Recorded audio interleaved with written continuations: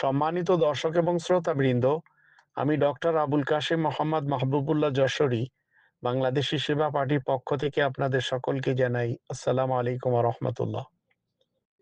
মনে রাখবেন, কাফের হুজুর যারা, কাফের বক্তা যারা, ইবলিস এবং শয়তান হুজুর আর বক্তা যারা, এরা সবসময় ফতোয়া দিবে, ওদের হাদিস অস্বীকারীদেরকে ওরা কাফের বলবে, ওদের বউদেরকে তালাক করিয়ে দিবে এবং বলবে যারা ওদের হাদিস মানবে না তাদের স্ত্রীরা তালাক হয়ে যাবে।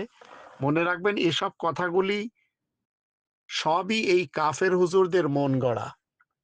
এমনকি তারা এ কথাও বলতে দ্বিধা করে না যে যারা তাদের হাদিস অস্বীকার করবে তাদের সন্তান জারজ হয়ে যাবে। চিন্তা করে দেখুন, এই ধর্মের ব্যাপারীরা কত বড় বজ্জাত হলে এই ধরনের কথাগুলি সমাজের সামনে তুলে ধরে।